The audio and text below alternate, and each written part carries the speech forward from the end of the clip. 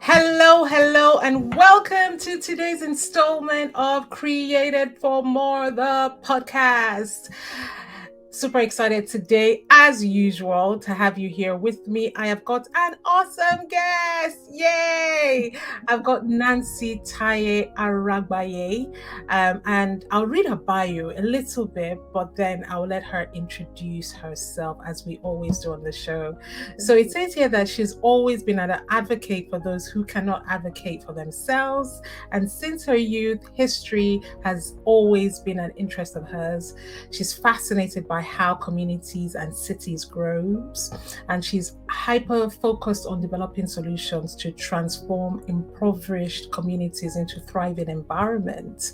As a former American educator, she discovered a gap in the educational system, a desperate need for formal business and leadership development. In response to these challenges, she launched strategic solutions and developed the Black model, which is a comprehensive strategy to business sustainability. Oh my goodness, you sound amazing already. I could go on, but I want people to hear from you. Yeah, I would love. Thank you for being on the show. Welcome, welcome, welcome. Yeah, and if you can you just introduce yourself so that my listeners get to know how awesome you really are? Because I won't do a good job. Thank you. So my name is Nancy Taiye-Aragbaye. I am a global strategist, a speaker, an author, a philanthropist, and I like to tell people I'm a lover of humanity. Everything that I've done has stemmed from truly trying to help the community. I was going to go to law school, but then the Lord has a way of taking you in the right direction. I became a teacher. I was an educator for many years. And I was in the education space even after teaching, but I discovered a gap, which was a formal business education and leadership development. And that's just the birth of everything I do now. And so now, whether I'm speaking about using your gifts and your talents more for the world, entrepreneurship, but again, coming from a vision, coming from your gifts and helping the community, or I'm just speaking and training. It's all because everything I'm doing is trying to push towards a better humanity. And so, yeah, that's just a little bit about me. I love that. I love that. And how, and when did you become this aware? You know, you said push towards a better humanity. When did you become as aware as you are now about just, humanity and the need for it to be better? I think it's just been an evolution since I was a child, honestly. Since as early as I can remember, I've always cared for people. I was like the girl in school. I remember in second grade, I had a one new girl. She came from Mexico. She's a Hispanic girl. She couldn't speak any English at all whatsoever.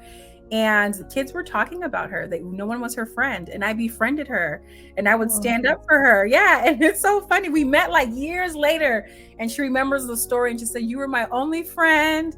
You played with me." Yeah. So that's just how I've been since I was a child. But I would say probably around 2019, I was really praying to the Lord about my purpose. I believe everyone has a purpose here on earth. And I was like, I'm a Nigerian in America, not by just chance, but by design. So what does that look like for me?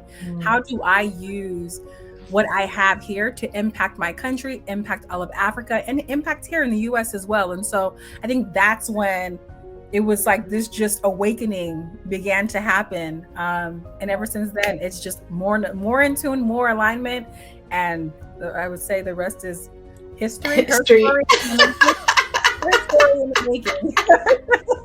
I love it. Nancy, I'm going to have to stop here for a minute because the line, it's not very clear. Do you have headphones by any chance? Oh, I do. Like I can feel there's like when you're speaking and I'm speaking at the same time. Yeah, it's dragging. Yeah, that's the word.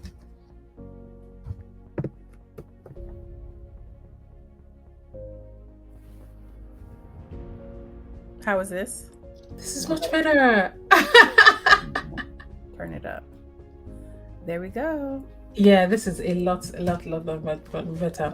So yes. So you were saying about your purpose and you just kind of, so how would you, now that you feel like you have an awareness of what your purpose is, how would you articulate it? And how do people go about having that sort of awareness as well? How would you say?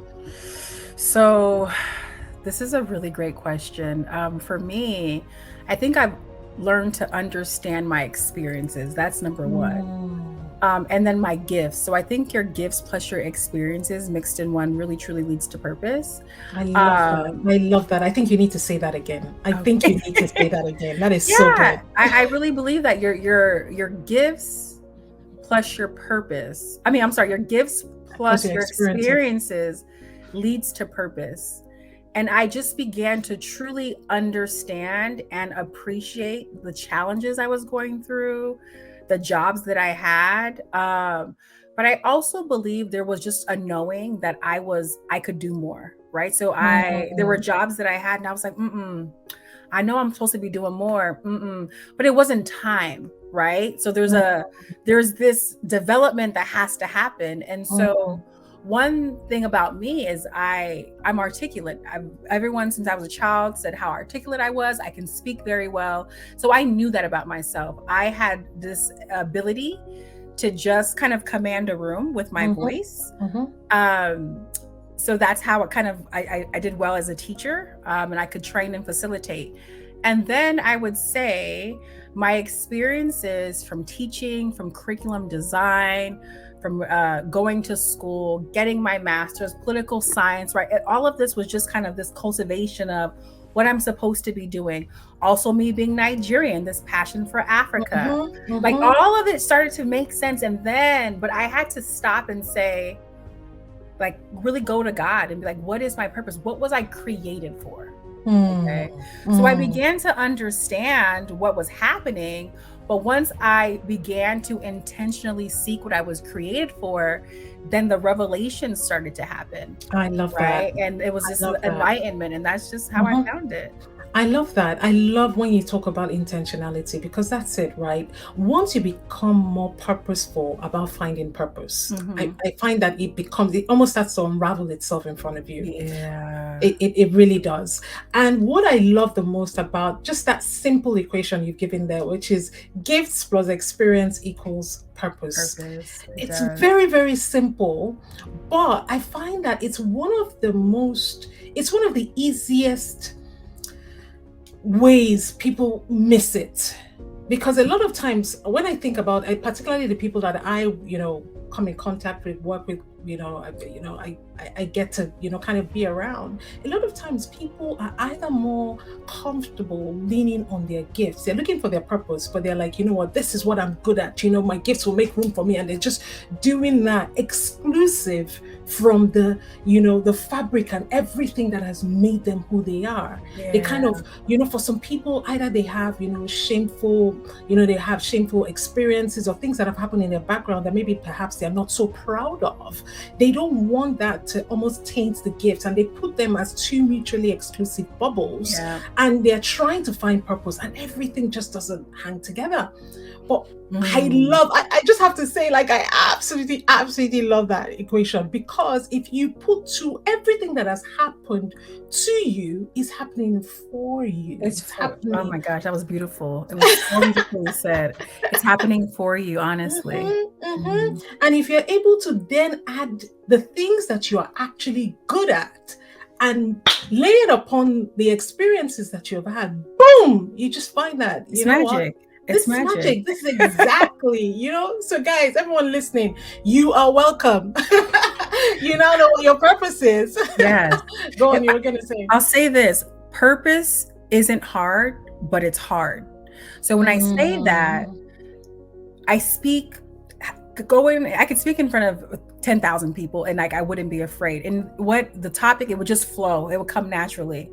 That's my gift. It comes naturally. It comes easy. I can design any program for anyone and get to a particular outcome like that. Not a problem. That's a gift that I have. Now, my experiences happened to me, for me, I would say, but I also embraced it. So My gifts aren't hard. I gotten through the challenges, which was hard, and then finding and walking in your purpose is actually extremely difficult. It's one of the most difficult things that you would have to do, because there's a lot of surrendering that has to happen. Because you just have to go with the flow. There isn't a map. There's just a destination, and then you go with the universe, right? You just walk in it, and that is very challenging because there's the unknown, right? There's not too many people that can walk in the unknown. It is the unknown, and a lot of times, who wants to surrender, right? We all want to be in control. We all want to be able to say A plus B is equals to C. This is exactly, if I do this, I'm going to get this. If I walk this way, this is the output. And that's not purpose. It's not. It's not. But I want to hear about this. I want to hear about your experience. Let us track back, right? You said you started by teaching. So how did you go from there to the Nancy that we see now, right? Let's track back. Let's track back to, actually, I want to know, who are you as a child? How were you as a child? I would love to hear that. What was childhood like for you? Very, very outspoken. Very, very outspoken. Oftentimes I would get in trouble for my words. That's another telltale sign, isn't it? The thing that you get told off for a lot when you're a child is often indicative of the path you're meant to go. Yes. Yeah. I would say I always challenged beliefs. I wanted to know why. If it didn't make sense, it was very hard for me to go in a way that didn't make sense. Oftentimes got me in trouble. In school too. Like it was really interesting. But anyways, let me not get too much into that. But that was me as a child. And I would say it evolved into adulthood. That's still till this day. Things that don't make sense, I challenge it, and it's really for the betterment of mankind, and I will change it. Like, that's who I am. And so, yeah, that's just kind of how it started. But I will say this, my love for people, and that's what we have to understand. Purpose is for others, not for yourself. So it doesn't matter what Nancy wanted. Nancy wanted a lot of things in between finding purpose that just didn't work out, and I had to just accept it. I would get frustrated. But when I accepted my journey, I'm like, okay, when you know it's for other people, it makes it so much easier. And so that's just kind of how I operate. It does and it doesn't, right? It does in the sense that, yes, if you're of that mindset, it works. But a lot of times people can't reconcile that. Yes, that is true. It's that me, what is in this really, really for me? See, I try not to get too spiritual on people, because everyone doesn't believe what I believe. But there has to be an understanding that you come into the world to give, not to take. And what do you leave behind, right? This legacy is a real thing. And so when we look at Christ, right, like he came literally to serve. So what I understand is, Nancy, your discomfort is not more important than the vision, because the vision's for the people. Like, Nancy, if you don't do X, it may not get achieved. Therefore, put your feelings to the side, put your ego to the side, put your comfort to the side, and go after the vision. That is what has to happen. And what's beautiful about it is, when you're walking in purpose, is when the blessings come, because you obey. It does. I completely hear you. It does. And it's also another way to look at it is the fact that, you know what, when you are doing this and you're walking in purpose, at the end of the day, it's doing humanity. It's like this armor, body of Christ. The hand is doing its thing, the leg is doing its thing, the nose is doing its thing. It's you doing your bit to make the entire body work as it should, to make the entire world, work the way it should, the way it was created to. And if you're missing from your post or your field of service, that gets defective. Essentially, you're causing that part of the body not to do what it should. Yeah, I agree. So it's challenging. It's crucifixion of the ego, right? destroying self-centeredness. It's not about you, right? And this is in a world where, that's why I say be careful about this whole I feel like sometimes this self-care movement can turn into selfishness. There's a difference. And so it's actually, it's about the world, right? Now take care of yourself, rest, fill up, because if you give and you're empty, you can't give out of an yeah, empty it's not cup. sustainable. But when you look at it from a 20,000 foot view, it's not about you. And the more that we can crucify our ego and understand we're here to serve, which I think should be taught, but it's hard, it's a skill, then I think it'd be easier for people to follow purpose, the purpose journey. I love it. I love it completely. I hear you.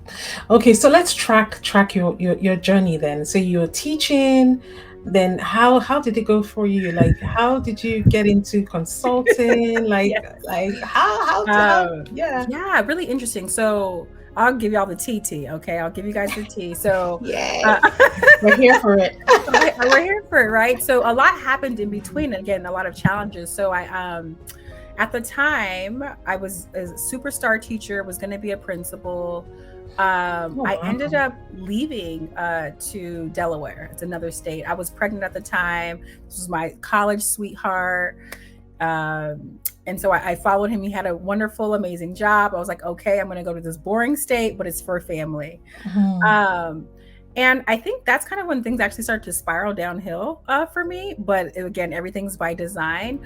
I ended up getting a phenomenal job, which I would say is the beginning of just like, okay, doing more. I left teaching. I got into a space where I was, I created curriculum. This is what I knew. I knew that teaching wasn't enough. I knew that I needed a role where I could have more impact. And I knew that critical thinking was an issue for children. And like, it was a mess. So I went to this role where we did a lot of organizational development. I was a founding director, and I really understood my gifts in the ability to build businesses. Though I was building a nonprofit in the education sector, we built something from scratch, and it became number 1 in the nation in 2 years. Oh, wow. Yeah. And it was a lot of creative thinking and organizational management, team building. I mean, it was massive. At one point, I had a team managing 100 people under me. So yeah, it was a lot, but that gave me that was like the beginning of consulting in a sense. I left and when I left Delaware, my daughter's dad and I, we split. So at this point, I was going through a lot emotionally. I didn't know who I was anymore. At that time, we'd been together for about 10 years. So I think in that journry, I also lost who I was. I had to really remind myself like who I was. It took some time.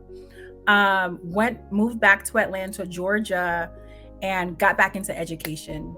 But I was consulting at the time. Let me tell you why. Let me tell you what really happened. Help me. Oh God.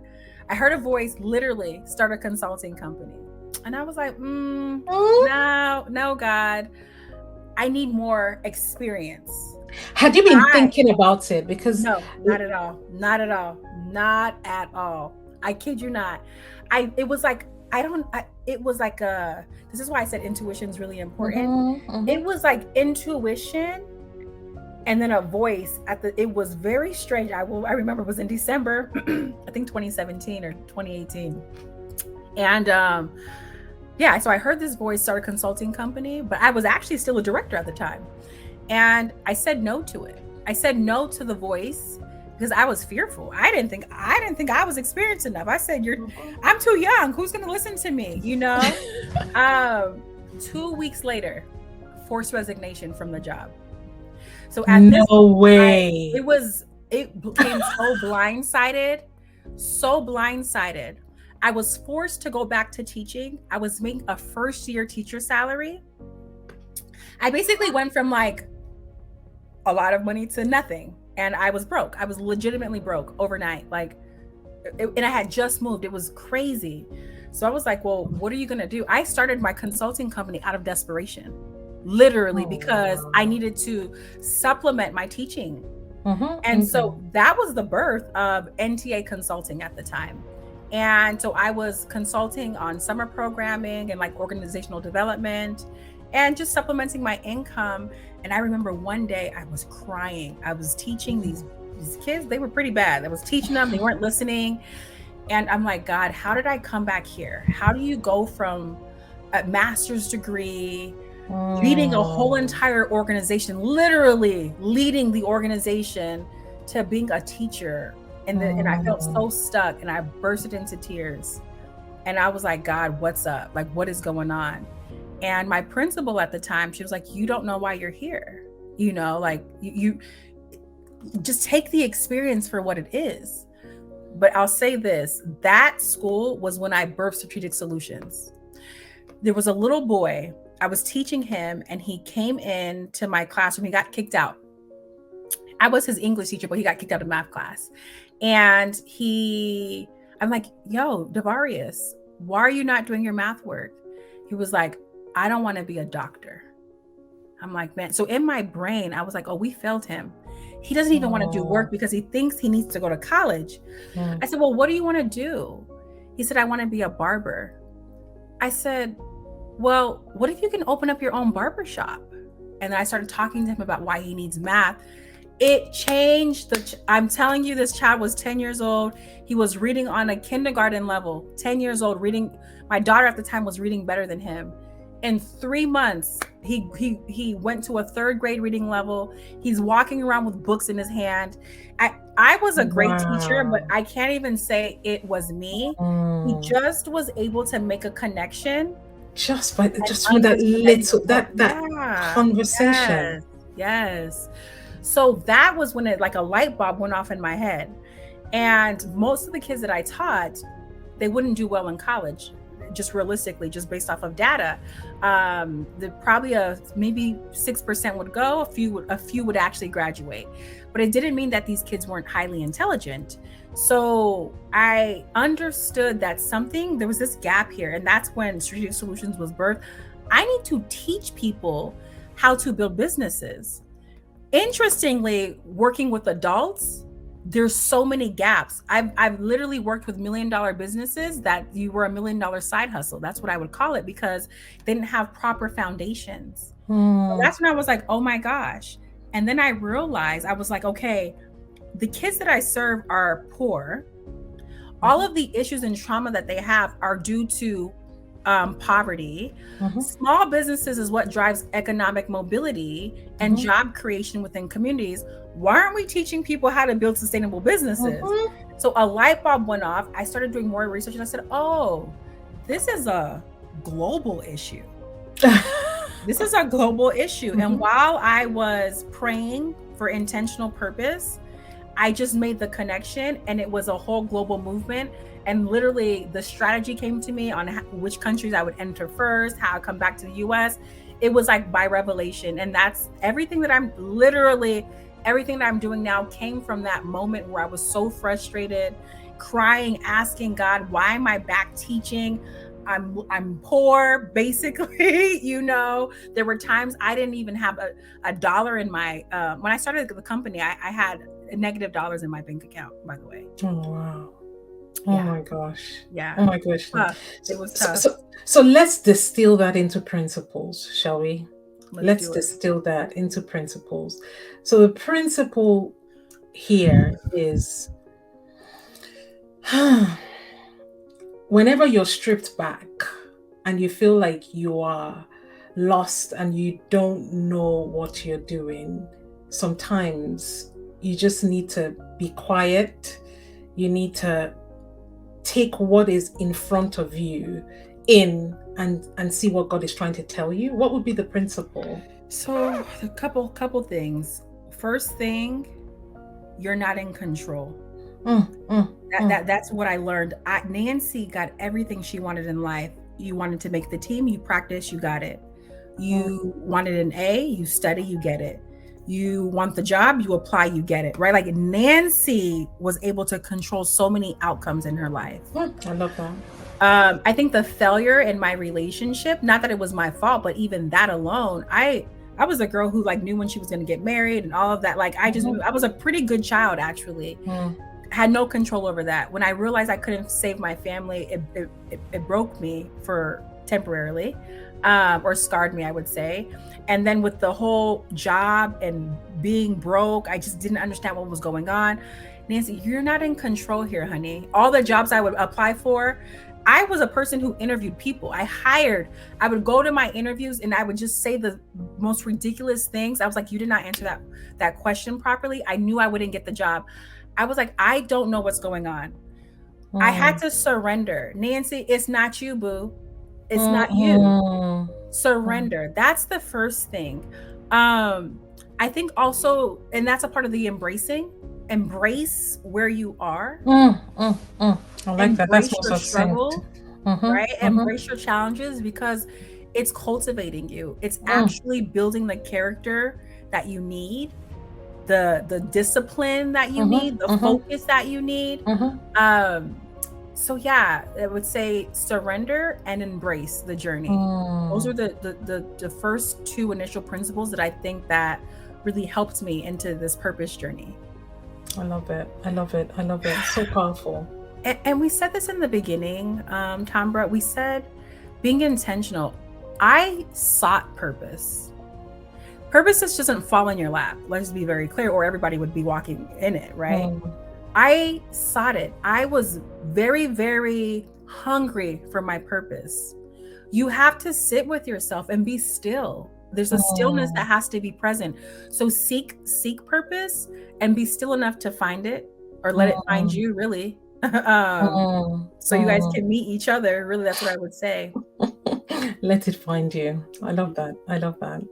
That's the thing. And it's one of the most, the word purpose, it's one of the most desired. I don't know why someone's knocking on my door when I'm in the middle of a podcast.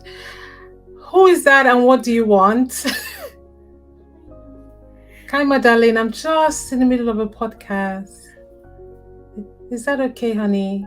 Do you want to go meet daddy? All right. It's like edit. Right. It's like that sometimes. So I was speaking about purpose. I was saying that it's one of the most, I want to say, bastardized. Seriously, it's really overused at this point. It's yes, it really is abused. But I also see the heart behind it, because everybody wants to be walking in their purpose, but they just kind of feel like, you know what, they don't get it. And I love, and I know I keep harping on about it, but that formula you gave in the beginning, honestly, somebody needs to sit with it. Yeah. Somebody needs to sit with it. Your gifts, the things that you are good at, if you layer that on your experiences, somewhere in the between, you will find what you're actually meant to be doing. With the understanding that purpose is for people, right? So sometimes we want to do things for us. You have this desire to get something or do something or be something, but it's really for you, right? So with the understanding that purpose is not about you, then you'll find it when you go and embrace your experiences and you think about your gifts and your talents.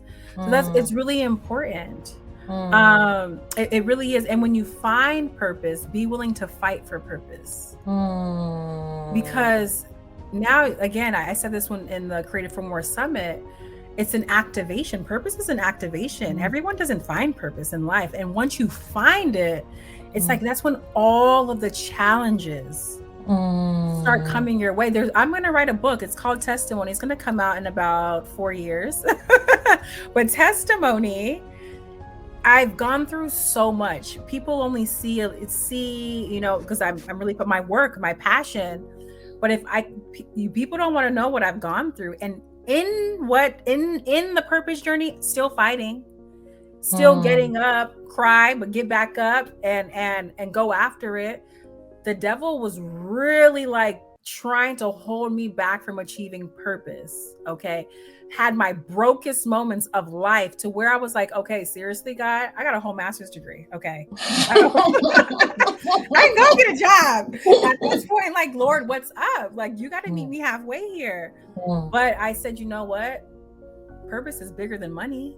It is bigger than money. It is bigger than money. It's bigger than comfort. So I said, it's my comfort. I sacrificed my comfort for purpose. A lot of people won't do that. Money for purpose, you know. And I thank God now he really will turn it around. But will you go through? Will you really go through it? And again, while you're going through it, it's character building. It's character building. That's it. Yeah. It's just preparation for what's ahead. A lot of preparation. So be ready for the purpose journey. That's what I would tell anybody. Oh, I love that. I love that. Love that. I want to ask a quick question around this gifts experience. I have a third dimension. So I have this little pie chart that I use when I teach people about, you know, what they're supposed to be doing. One bubble there is your gifts, talents, and whatnot. And the other one is sort of like, I call it experiential knowledge, all back together. And then the third one is interest. So what role would you say that interest plays in it? And I come from the point of view of, it's not everything that you're gifted at. It's not everything that you can necessarily do well that you are interested in. Yeah, I think that's a really great addition to the formula also, because with interest there's desire. Exactly. Right? Exactly. And I think the more you're interested in something, the more you believe in it. So I tell people, like, I think I could if I wanted to build a rocket ship, I know I could. I just don't have a desire. I have zero interest. Exactly. Desire, passion. You can call it passion. Yeah, interest. I'm not interested at all. But if I was, so the things I've been able to do is because I have interest. Like, I have an interest in women and them using their superpowers. Because of that, the way I see it, my belief in it, what makes it real, like, I think that's actually a really important piece. Yeah, and that's got to be part of the formula, girl. Like, I feel like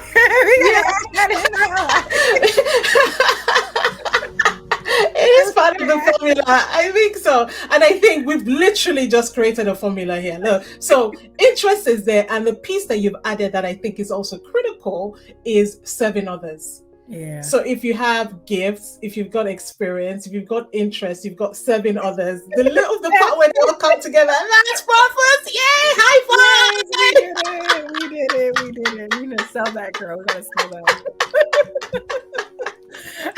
Formula right there. It really is. It is amazing. So I want to talk about, going to Nigeria. Like, I heard your story at the summit, and it was at the summit. It was at the summit. What you're talking about, like, you just woke up one day and you're going to do a conference in Akure, not even Lagos, not Abuja. Akure, where is that?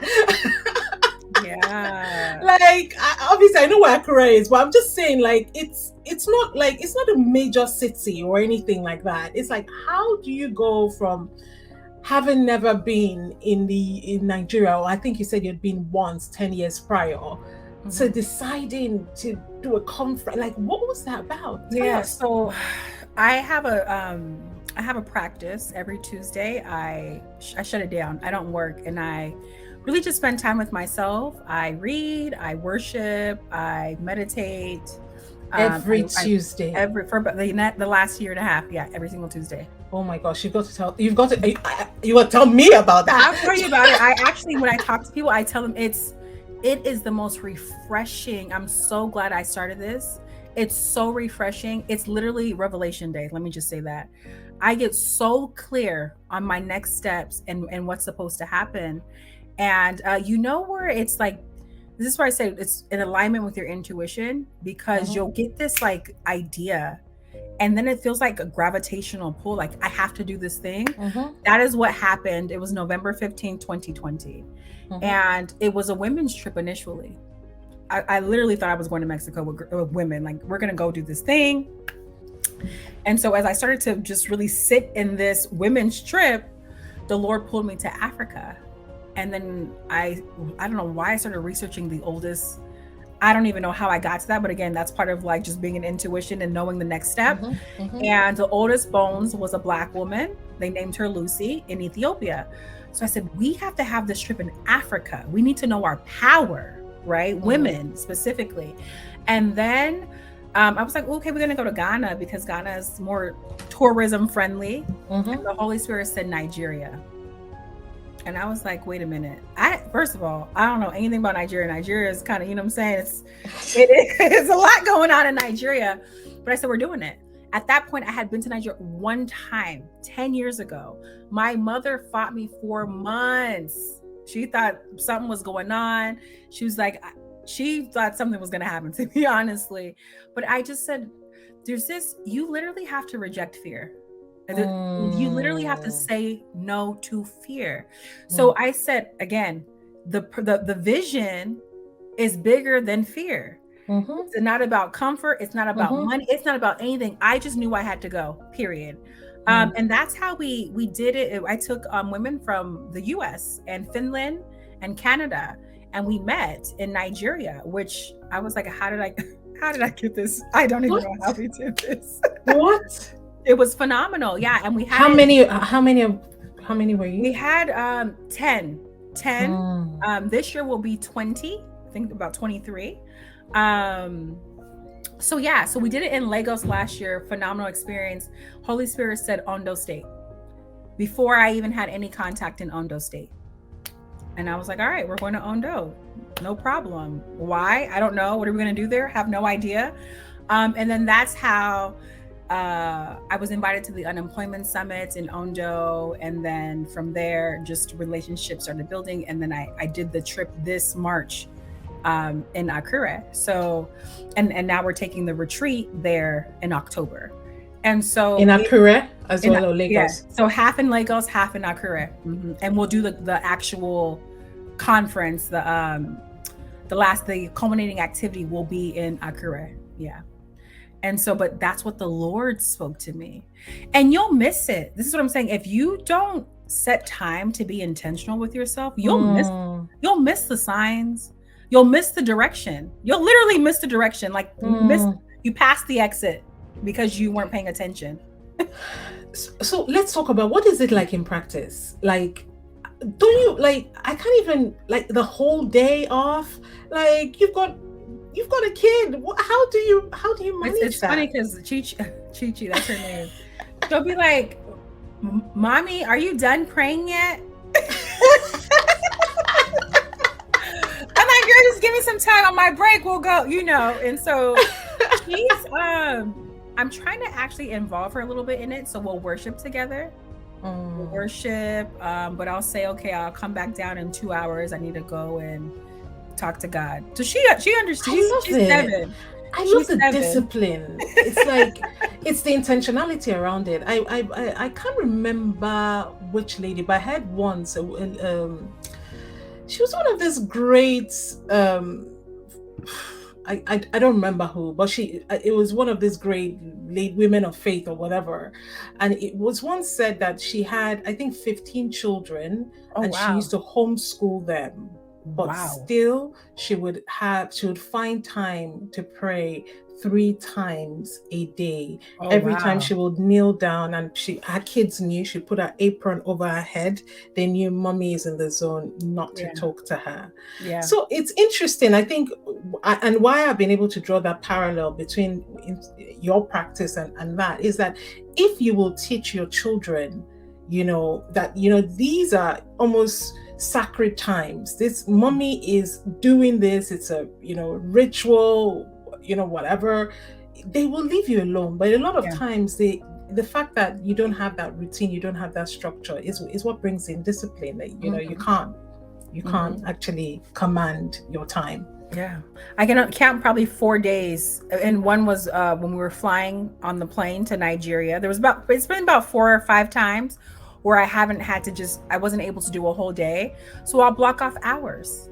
right? So it's like, if you can't do the whole day, it's what is the intentional time you're setting aside to be still? I don't care if it's 30 minutes. Your time is your time. And do you consistently show up at that hour so you can be present, right?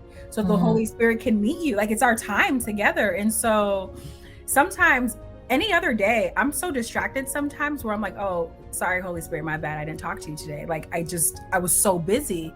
But every Tuesday, that is the time where we got an appointment. It's an From appointment. when you wake up till. Yeah. I would say probably last year. This year I've been a little. I told myself yesterday, tighten up, Nancy. I used to shut my phone off completely. I wouldn't even take calls. So I'm lightening up a little bit, and I actually want to get back more discipline, because when I tell you the revelations were coming, serious and heavy. So that is what I will recommend. Have a time where you can be intentional with your intuition. Because, and again, everyone's not a believer, whether you call it Holy Spirit or intuition, it's the same thing. It's the inner voice that knows more than you. It's beyond your rationale, right? So when you say go to Nigeria and you've never been there and you plan an entire retreat, it sounds psychotic. When you plan an expo and there's not $1 in the budget, it sounds crazy. When you go back to Nigeria 3 times in 4 months, it sounds ridiculous. My mom's like, what are you doing? The Holy Spirit told me to go. It knows more than you. It knows more than any rational mind. That's your intuition. So if you're not listening to the voice that knows more than anything, then you're doing yourself a disservice. You're doing yourself a disservice. So I recommend, whether it's an entire day, everyone doesn't have that privilege, but everyone can give 30 minutes. We scroll through Instagram for 30 minutes, right? So easily. I just be intentional about your time with self, and let the intuition speak, and let you hear it. The thing is, a lot of us these days, we're almost afraid of silence. Yeah. Yes. I agree. It's a challenge, I think, at first, but I've learned, I appreciate my silence. I appreciate my time to myself. I think humans are afraid to be by themselves. And they find distractions. They literally will find a distraction. But I appreciate my time to myself so much, because I can think and I can hear, right? And what happens for me, and this might not be the same for everyone, it's one, you learn to hear the voice. I can't even explain it. When you'll get more comfortable and you'll know the voice, the more you spend time. So when I have those times where I shut everything out, it's like epiphany, and I can, it's in the inside, you can hear the voice. It's really interesting. And it gives me the next step. It gives me the next direction. And I'm so confident about it, because I'm so familiar with it now, right? And so it just gives me direction. When I'm stuck, I'll be stuck. My brain, like, I'm a strategist, but I'll be like, Nancy, you're tripping. Go to who knows more than you. Intuition, right? Yeah. Holy Spirit. And then every single Tuesday is something new. I kid you not. It's beautiful. It's beautiful. Oh gosh, you've blessed us so much. And you guys have heard that. Even if it's 30 minutes, you have no excuse, because you can plan this around a working day, right? So for people who have 9 to 5, you could do it in the evening, you could do it at lunchtime, you could do it. Just take yourself away. And I think the important thing is be silent and expect. Because you can be silent and not expect anything. Expect to hear, expect to download, expect to connect, and that's when that happens for you. And the confirmations come in other areas. And I'll share this last thing so you can know, you'll get the answer and it'll be confirmed in other ways. And I remember I had fear about extending this retreat beyond the diaspora, beyond the USA. I'm like, who can afford this trip? And the Holy Spirit told me South Africa, Kenya, and Ghana. I still don't have someone from Kenya, and I still don't have anyone from Ghana, but I talked to the Lord. I talked to the Lord. This is what you said. I didn't say it, you said it. So you have to meet me. I'm obeying. Therefore, you have to, you got to meet me, Lord. And so I was fearful initially. I had a conversation with another woman, and the same day, a few hours after, and she was like, man, I just see you really doing great things. There's opportunity in South Africa and Kenya and Ghana in the same order in which the Holy Spirit ministered to me on that day. And I wrote it down in that order. And when she said it, I said, thank you, Lord. Because there was a little fear that was in me, like, girl, how are you going to do this thing? So when you are in alignment with your intuition, understand that it'll show up in other places as well. I love that. I love that. Nancy, this has been such a great conversation. So many light bulb moments. As we wrap up, I would love for you to just speak to somebody who is listening to the show today and it's just like, gosh, Nancy seems so way gone. Like, oh my gosh, she's there spending a whole day listening. She's so connected. She's hearing directly from God. She must be special, and I'm not. No, I'm ordinary, girl. I'm ordinary. Doing extraordinary things. Yeah, I would love for you to speak to somebody who needs to hear about the fact that they are indeed created for more. What does it really mean? And and how can they just start to pivot from where they are now, which seems really far off from where you are, to start to, walk in their path? When you understand and show up how God sees you, this is deep. It's deep. Like, I don't want this to just go over anyone's head. View yourself how God sees you. That is the beginning for understanding that you were created for more. God holds us to this high esteem. He loves us so much. He created us, right? Like, to do great things, to have dominion over the world. Earth, right? So there's something that we're supposed to dominate in. We're supposed to be great at something. And again, it's for the world. And so when you understand that God is holding you to this high expectation, He's created you to do amazing things, embrace that thought. And I think that's the beginning. And then you'll be intentional about finding your purpose. Every single human being on this planet has been created to do more. You just have to go and get it, right? Go do the more that God put you on this earth to do. I love it. I love it. And on that note, we'll leave it there. Guys, you've heard everything from our rocking guest today, Nancy. Thank you so much for being on the show today. And where can my people find you? Well, I'm in many places. You can find me on Instagram. My personal page is Visions by Nancy or Strategic Solutions LLC _. We're also on LinkedIn. I'm on LinkedIn as Nancy Taiye-Aragbaye. And we are on LinkedIn as Strategic Solutions Consulting, as well as Facebook and Twitter. Same handles. So yes. Thank you so much. I'll link everything in the show notes. And I'm gonna sneak in a cheeky little question. I was gonna ask about visions.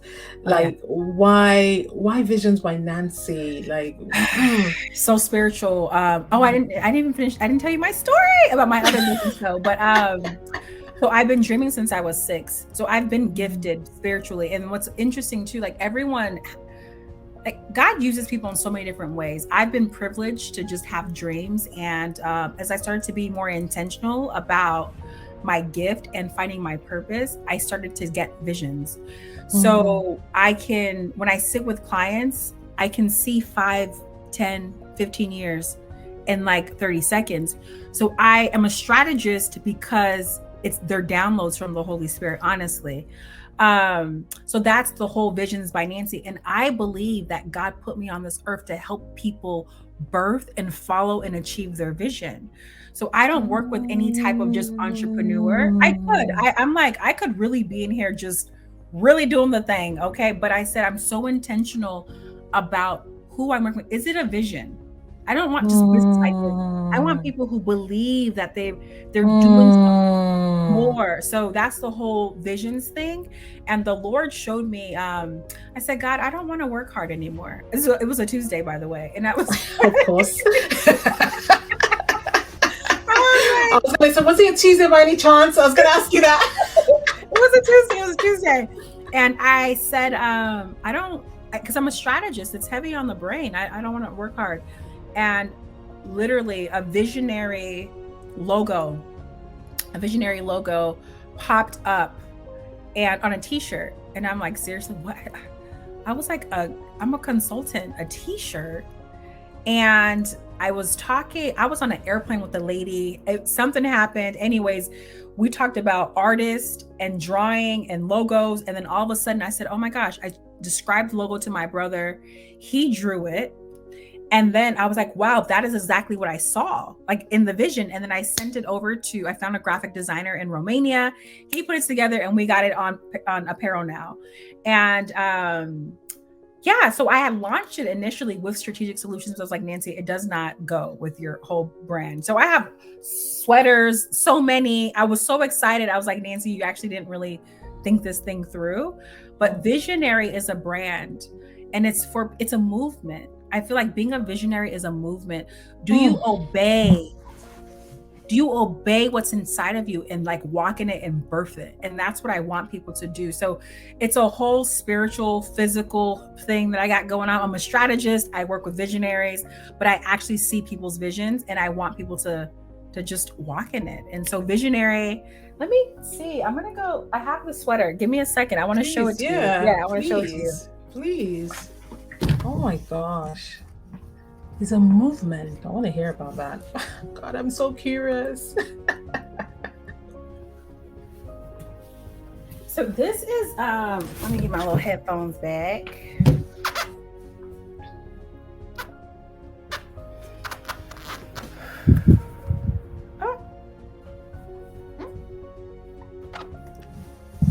You need to put it, yeah, I can see it now. Oh, I love the little eye in the middle. Like, no, it's not straight. Wait, what's going on here? Where's the V at? Where's the V? You don't hold it straight. Yes. Exactly. What is going on here? Like, shoot. But yeah, I saw. Oh wow, the little eye in the middle. I love it.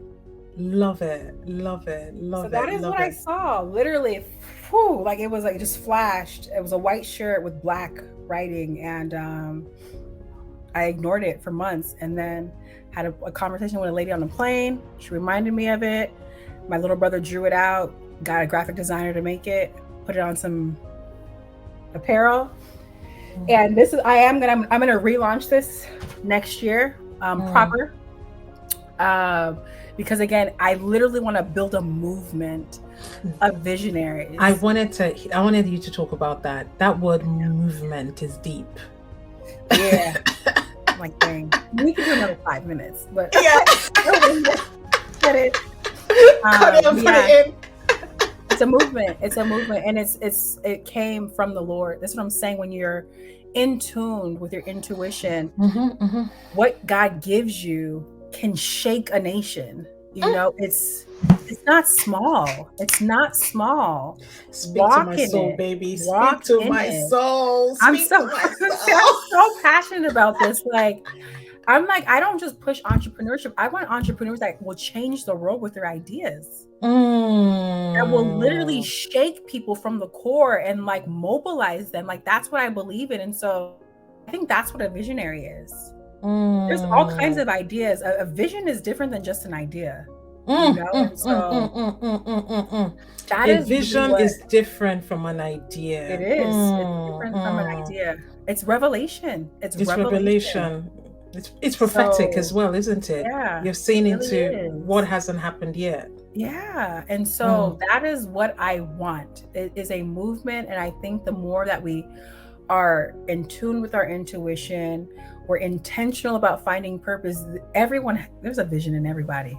They just haven't birthed it. Yeah. You heard that? You heard that? There's a vision in you too. There is. intentional, and you'll I find love it. it. I love it. I love it. Thank you so much. This has You're been an welcome. awesome show. Thank you I so know, I much. know, I know. We gotta do this more, girl. I don't I know how many times I can come know. on, but I know you can. You can. Let's just come and chat anytime. Drop in anytime. You're a friend of the Thank show now. you. Thank you so much. I appreciate it. Oh, love it. Take care. Thank you.